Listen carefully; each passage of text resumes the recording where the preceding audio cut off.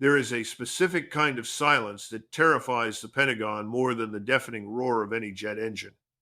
It is the silence of the deep ocean, where the established rules of American hegemony simply cease to exist. We are watching a catastrophe of intelligence unfold in real time, a moment that history will likely record as the definitive end of the illusion that the United States Navy owns the world's oceans. The Russian submarine Belgorod has vanished.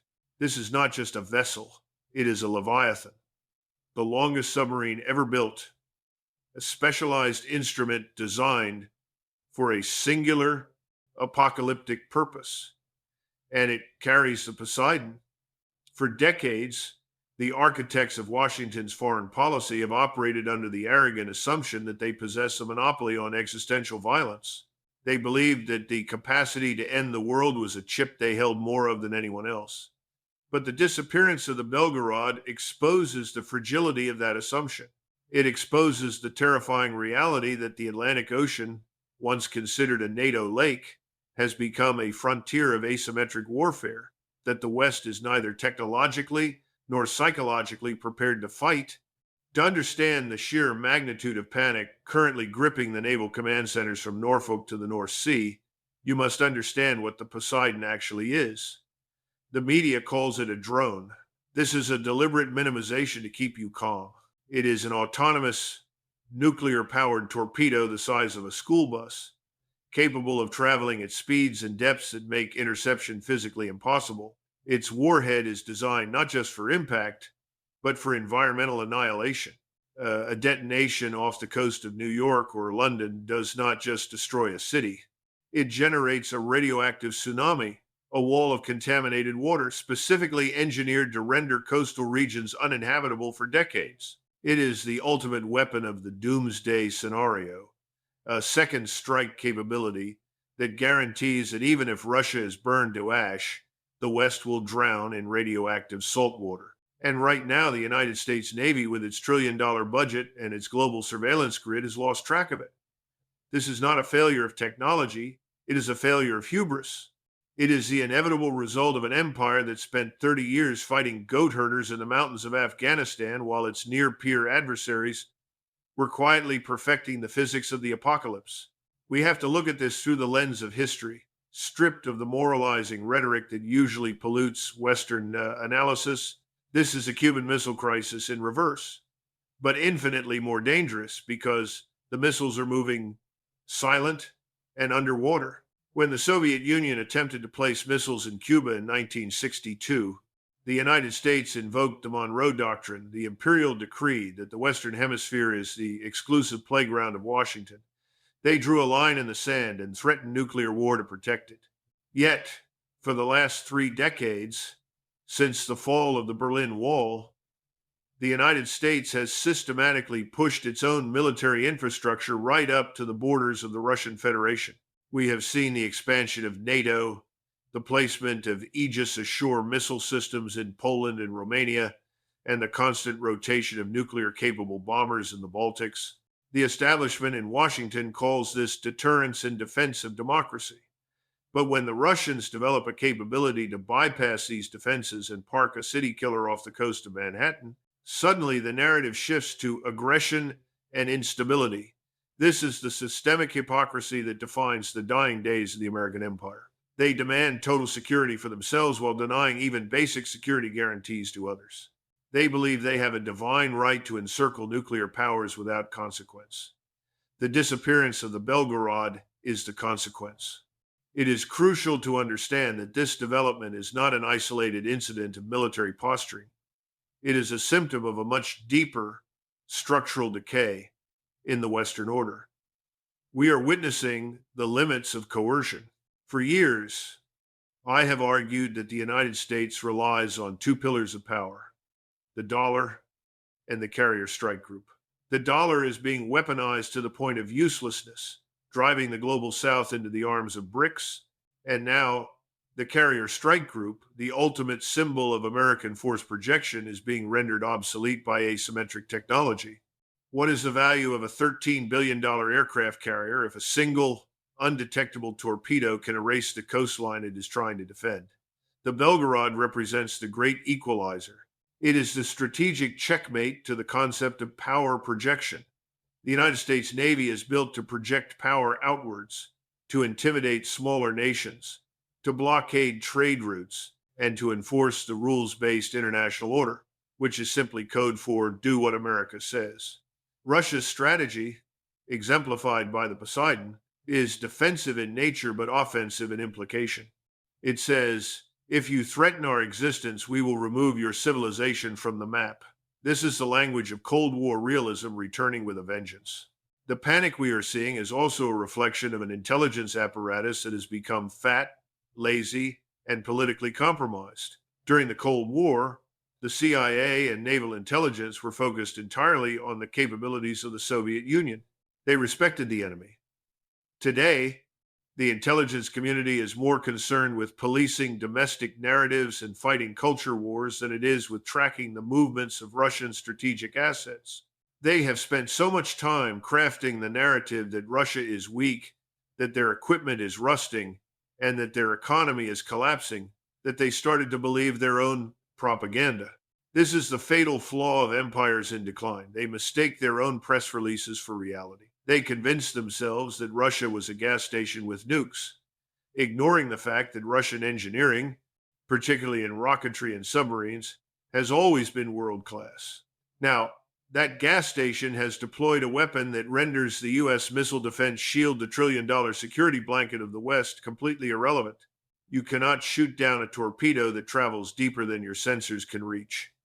You cannot deter a nation that views your presence on their border as an existential threat. This brings us to the broader historical inevitability. We are living through a Suez moment for the United States. Just as the Suez Crisis of 1956 revealed that the British Empire was no longer a superpower and could not act without the permission of others, the loss of the Belgorod reveals that the U.S. can no longer guarantee the safety of its own shores, let alone dictate the security architecture of Europe or Asia. The Atlantic is no longer a moat, it is a highway for our adversaries.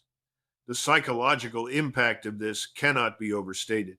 For 2 centuries, the United States has enjoyed the luxury of being separated from the world's conflicts by 2 vast oceans. This geographic isolation allowed America to intervene everywhere without fear of direct retaliation at home. That era is over. The disappearance of this submarine signifies that the fortress has been breached.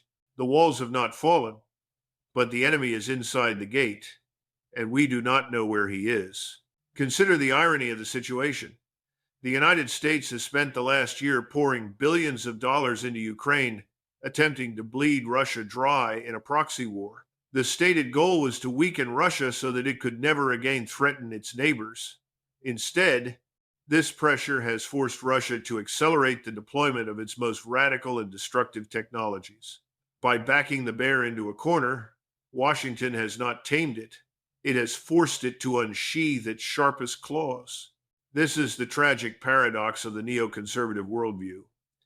In their desperate attempt to maintain total dominance, they precipitate the very chaos they claim to be preventing. They wanted to weaken Russia. Instead, they got a Russia that has taken the gloves off, a Russia that is now operating with the clarity of a nation that believes it is fighting for its survival. And a nation fighting for survival does not play by the rules of the establishment. It builds weapons like Poseidon. It sends submarines like the Belgorod into the dark waters of the Atlantic to vanish, leaving the admirals in the Pentagon staring at blank screens, sweating in their air-conditioned offices, wondering if the end of the world is currently gliding silently past the continental shelf. The mechanism of U.S. power is fracturing under the weight of its own contradictions. We preach nuclear nonproliferation while modernizing our own arsenal. We preach the sovereignty of borders while occupying a third of Syria. We preach freedom of navigation while seizing Iranian tankers. This hypocrisy was sustainable when the U.S. was the only superpower on the board. It is not sustainable in a multipolar world where other great powers have the capacity to say no. The Belgorod is a floating nuclear-powered no.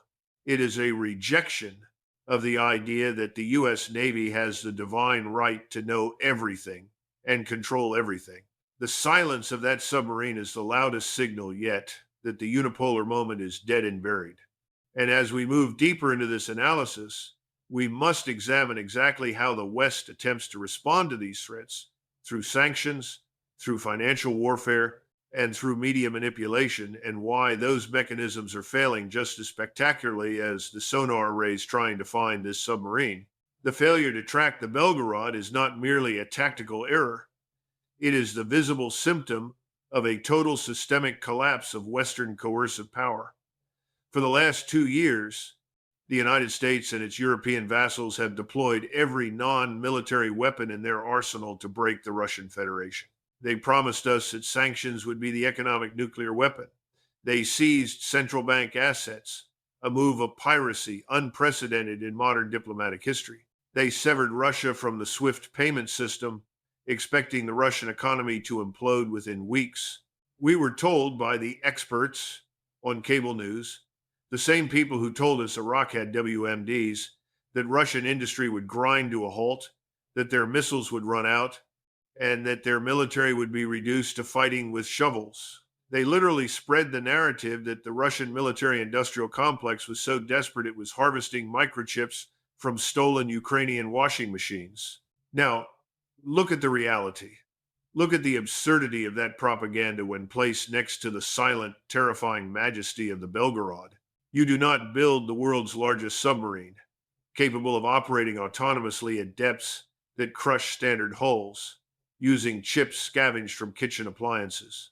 You do not develop the Poseidon, a weapon that requires miniature nuclear reactor technology and advanced underwater propulsion physics, if your economy is in tatters. The existence of this submarine is the ultimate refutation of the Western sanctions regime. It proves that the United States no longer possesses the power to strangle a sovereign nation's technological development. The blockade has failed. The technological containment has failed. And the panic in Washington is compounded by the realization that their primary lever of power, economic coercion, has snapped in their hands. This is where we see the grand circumvention. The arrogant assumption in Washington was that the world ends at the borders of the G7. They believed that without access to Western markets and Western technology, Russia would regress into the Stone Age. They failed to account for the global South. They failed to account for the reality that the majority of the human population and the majority of the world's resources are outside the Western sphere of influence. While the U.S. Navy searches frantically for a submarine it cannot find, the Russian economy has successfully reoriented itself away from the toxic reach of the dollar. We are witnessing the birth of a parallel global order, one that functions completely independently of the U.S. Treasury. The Belgorod was likely built and outfitted using supply chains that the CIA cannot disrupt because they no longer control them. Russia has pivoted to the east, integrating its industrial base with the manufacturing colossus of China and the energy markets of India. The Iron Curtain the West tried to erect has become a sieve. Dual-use technologies, advanced materials, and critical components are flowing through Central Asia, through the Caucasus, and across the Chinese border. This is the nightmare of the American establishment. A Eurasian bloc that is resource-rich, industrially capable, and completely immune to the threat of sanctions. The U.S. Navy is terrified of the Poseidon torpedo, but the U.S. Treasury is terrified of what the Poseidon represents. A nation that can print its own money, mine its own titanium, build its own reactors, and ignore the dictates of Wall Street. This circumvention goes beyond just trade. It is a rewriting of the global operating system. By weaponizing the U.S. dollar, by freezing sovereign assets, the United States committed a strategic suicide. They signaled to the entire world, to Saudi Arabia, to Brazil, to Indonesia, that their money is not safe if they disobey Washington. The result? The acceleration of BRICS, the rapid adoption of local currency trade, the expansion of the shadow fleet of tankers that move oil without Western insurance. The Belgorod is the military manifestation of this economic rebellion. It is a weapon built by a shadow economy that the West can no longer see, let alone regulate. The panic in the Pentagon is mirrored by the panic in the Federal Reserve. They have lost the ability to turn off the money tap, which means they have lost the ability to stop the funding of weapons like the Poseidon. Furthermore, consider the media narrative that has been constructed to hide this reality from you. For years, the Western public has been fed a diet of triumphalist delusions. We are told that our enemies are incompetent, corrupt, and backward. This creates a dangerous cognitive dissonance. When you tell your population that the enemy is a joke, how do you explain it when that joke deploys a weapon capable of drowning the eastern seaboard? The political class in the US is now trapped in a lie of their own making.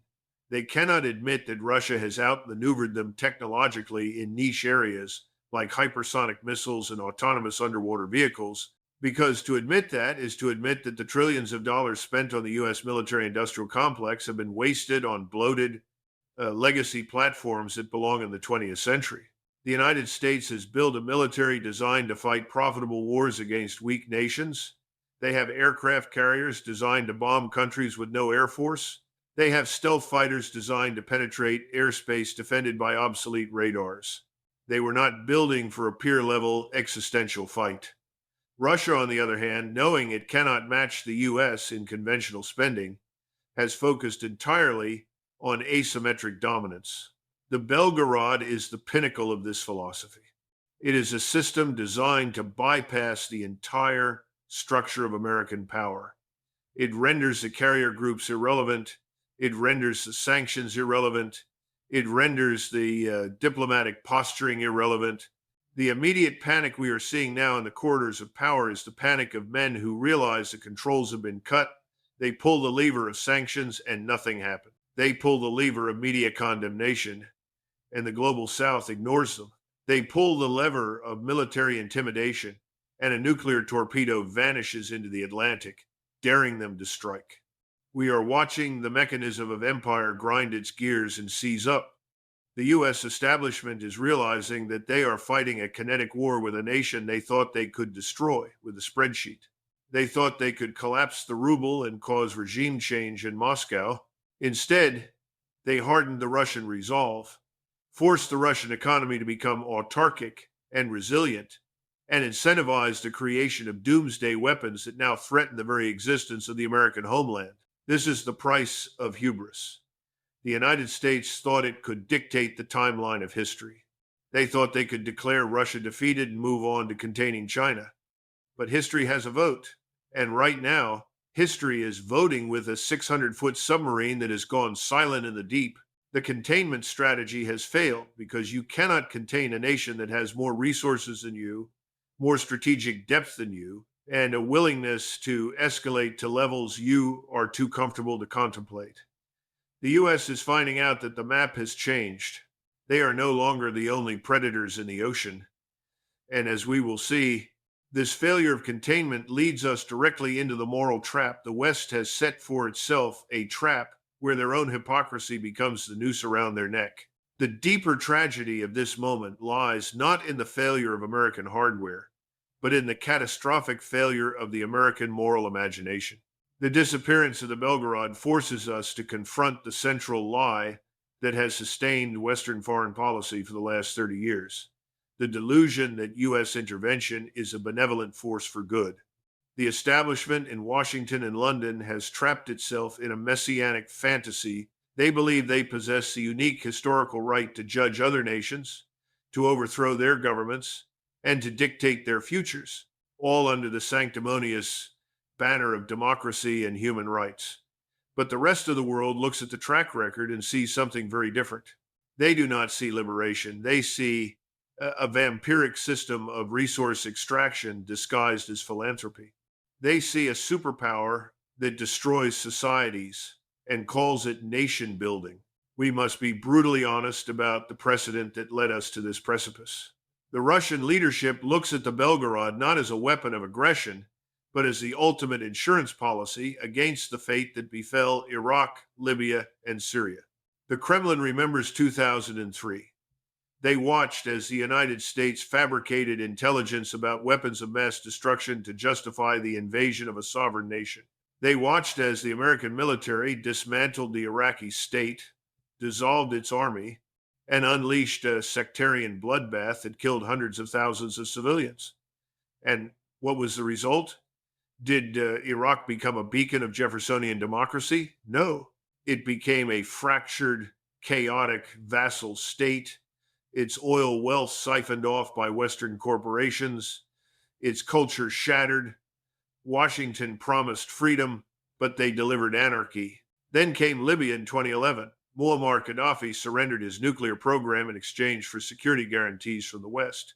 He trusted the word of Washington. And the moment he was vulnerable, the West used a humanitarian mandate, a no-fly zone, as a cover for an air campaign to assassinate him. They turned the most prosperous nation in Africa into a failed state where human beings are literally sold in open slave markets today. The Russian leadership watched this betrayal with icy clarity. The lesson they learned was simple and non-negotiable. Disarmament is suicide.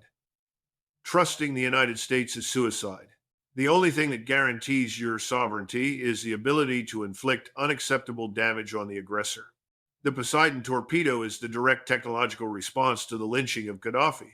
It is Russia saying, "We will never be Libya. If you try to bring your democracy to Moscow, we will bring the radioactive ocean to you." The moral trap the West is now caught in is of its own making. They have used the concept of morality as a weapon so many times that the word has lost all meaning. Look at Syria. For years, the CIA funneled weapons to moderate rebels, a distinction that was purely fictional. Those weapons ended up in the hands of jihadists who sought to establish a caliphate. The U.S. policy was to overthrow a secular government, risking the collapse of the entire region, simply to deny Russia a strategic foothold in the Mediterranean. They were willing to burn Syria to the ground to score a geopolitical point.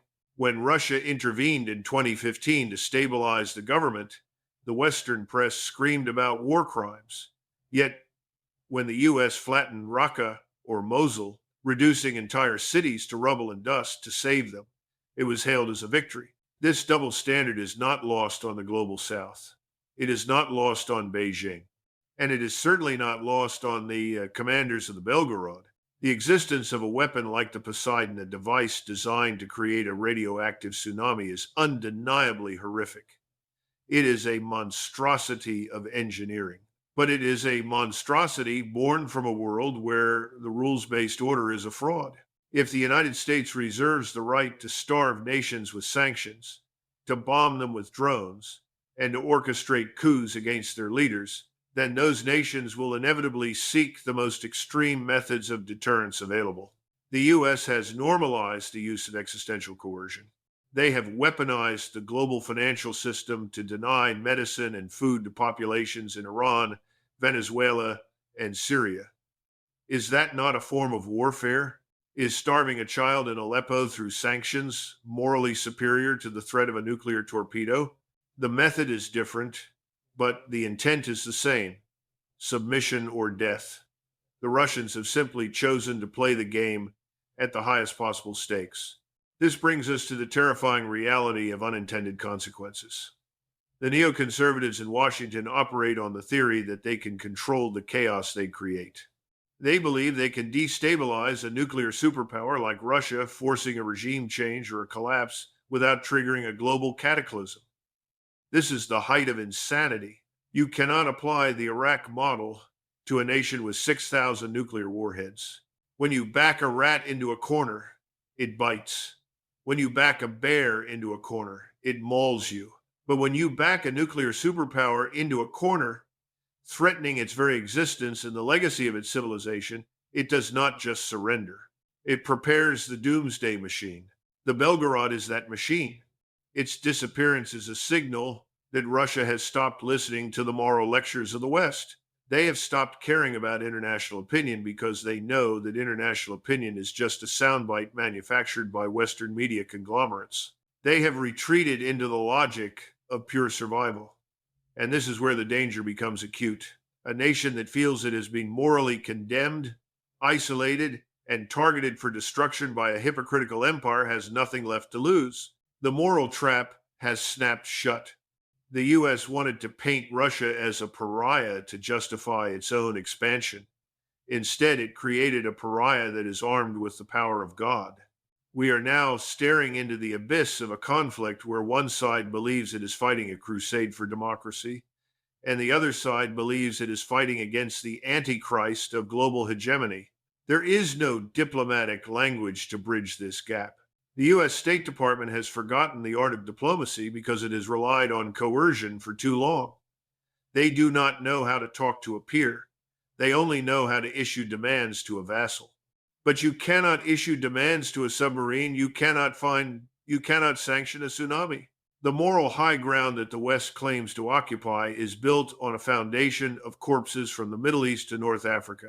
And from that vantage point, they are unable to see that they are not the heroes of this story. They are the antagonists who pushed the world to the brink of nuclear annihilation in the name of a freedom that they themselves no longer practice. The judgment of history will be severe, but right now, the judgment of physics is the only thing that matters.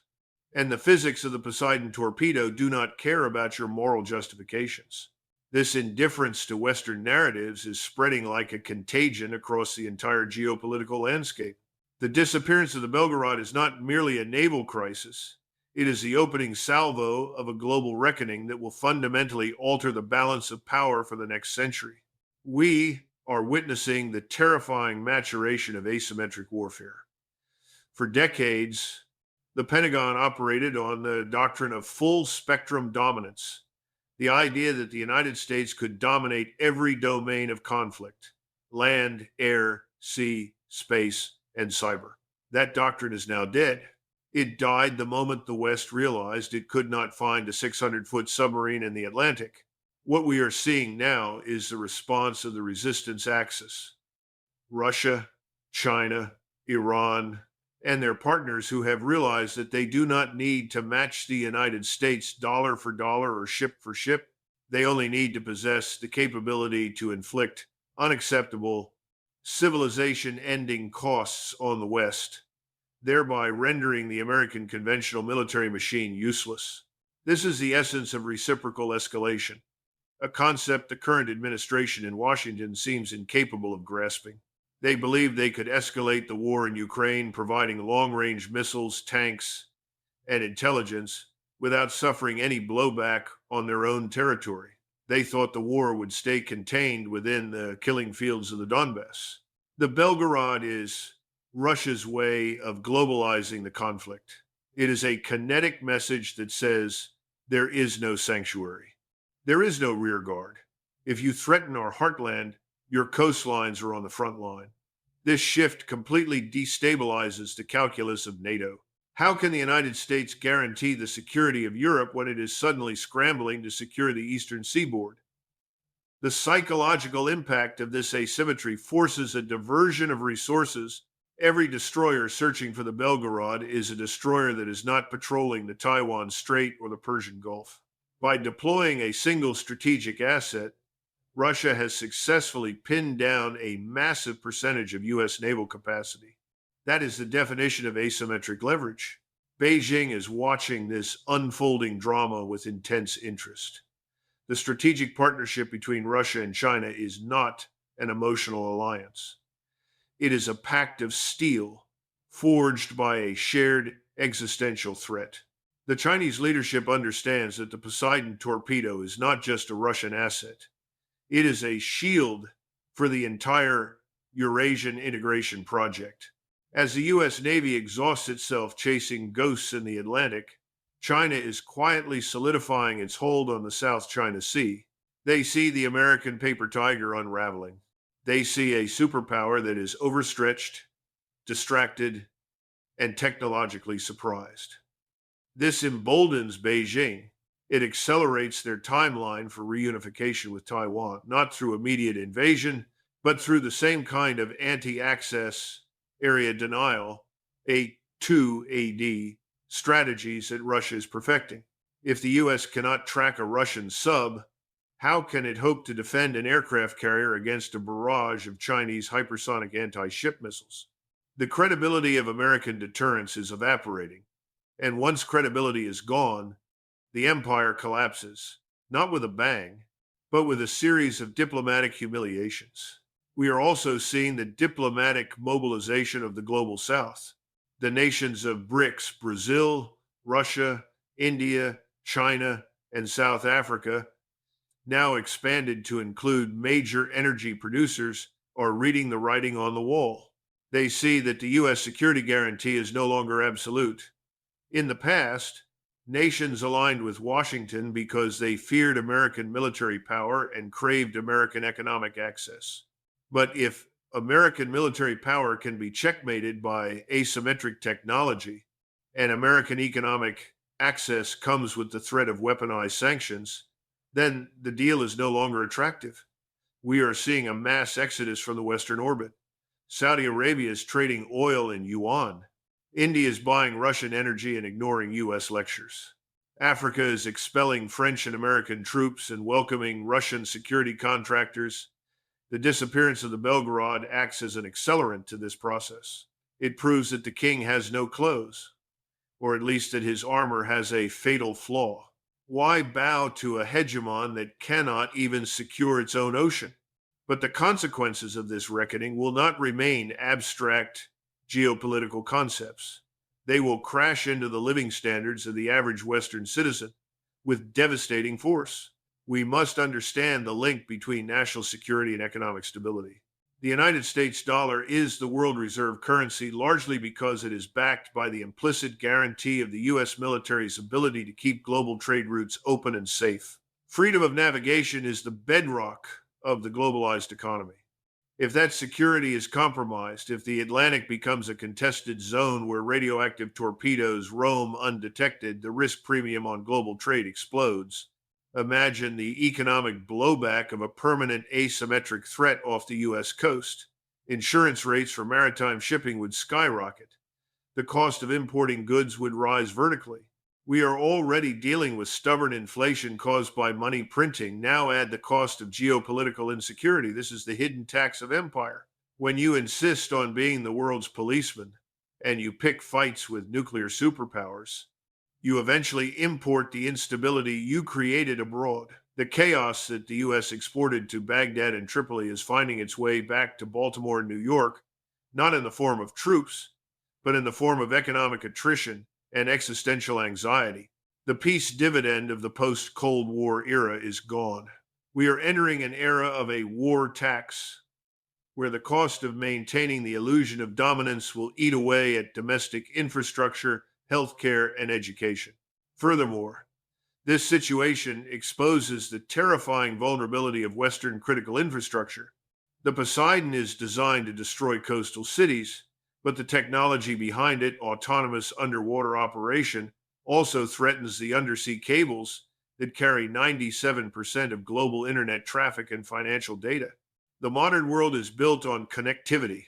If Russia possesses the ability to operate undetected on the ocean floor, they possess the ability to sever the nervous system of the global economy. This is the ultimate asymmetric trump card. You do not need to nuke New York to destroy Wall Street. You simply need to cut the fiber optic cables connecting it to London and Tokyo. The panic in Washington is partially driven by this realization.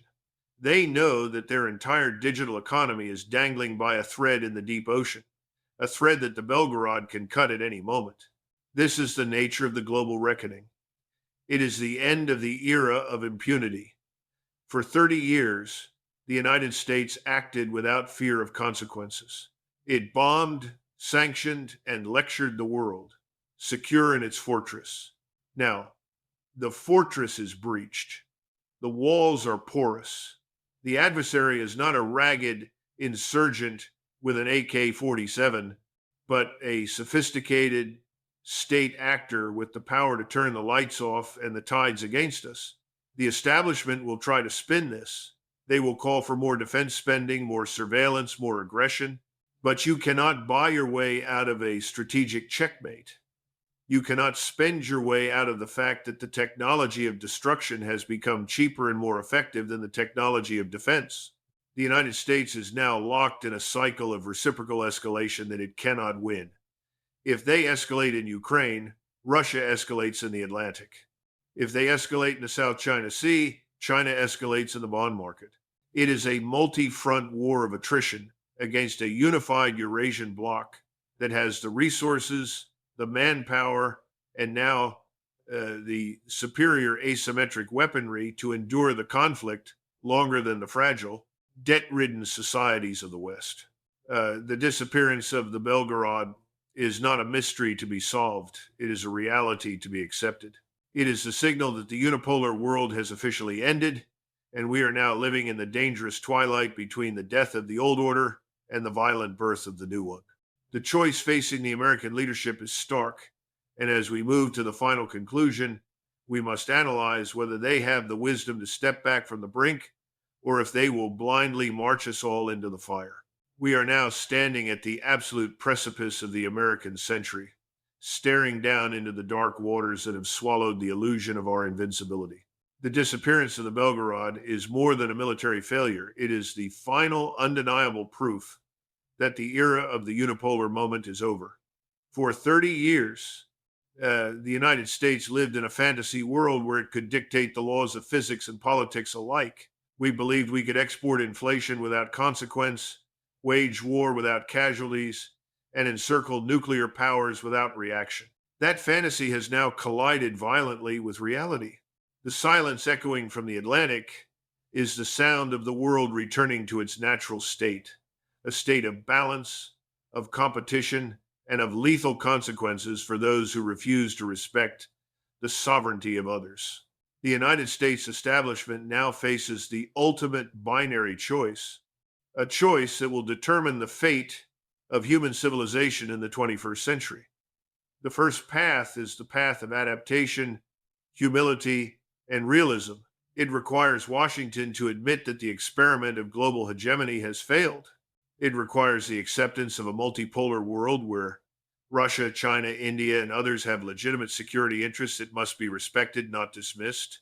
It would mean pulling back the carrier groups, dismantling the aggressive alliance structures on Russia's border, and returning to the principles of diplomacy and mutual coexistence.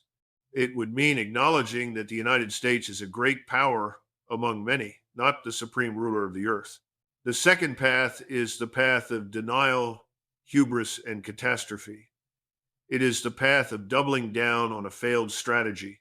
It involves pretending that the Belgorod does not exist, or that it can be countered by printing more money and issuing more sternly worded condemnations. It involves escalating the conflict in Ukraine, provoking a war over Taiwan, and drifting blindly into a direct kinetic exchange with a peer adversary that possesses the capacity to erase the North American continent. Tragically, every signal coming from the White House, the Pentagon, and the State Department suggests that they have chosen this second path. They are psychologically incapable of accepting decline.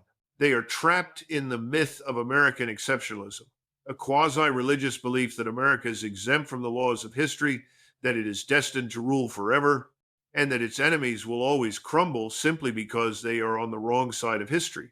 But the Poseidon torpedo does not care about your philosophy. It does not care about your narrative of democracy versus autocracy.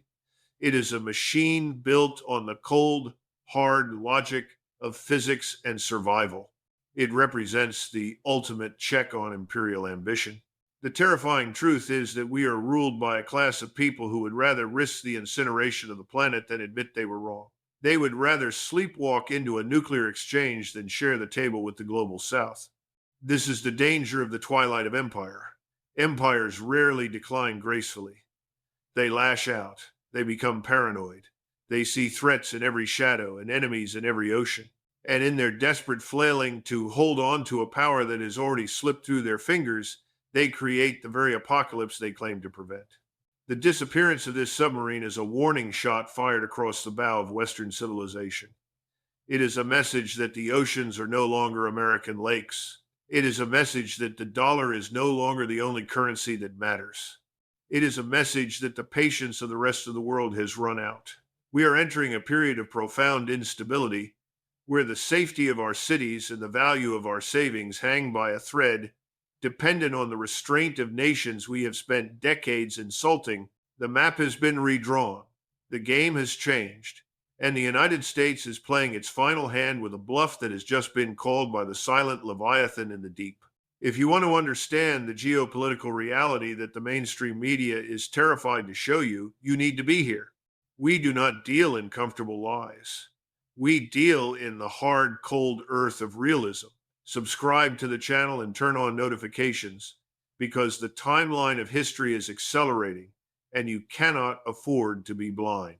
I want to hear your thoughts in the comments below. Question 1. Do you believe the U.S. Navy is deliberately hiding the location of the Belgorod to prevent mass panic, or have they genuinely lost track of the Doomsday weapon? And question 2. Will the collapse of U.S. hegemony come from a military defeat like this, or from the internal economic collapse of the dollar? I will be reading your answers. Stay skeptical,